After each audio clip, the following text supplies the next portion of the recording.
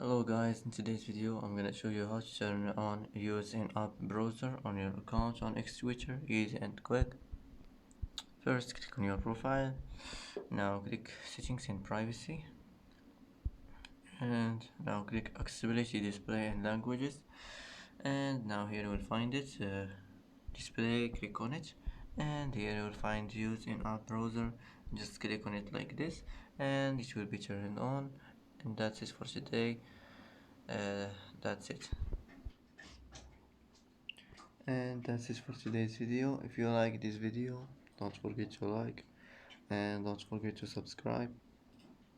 I hope this video is helpful for you, and thanks for watching until the end, and see you in the next video.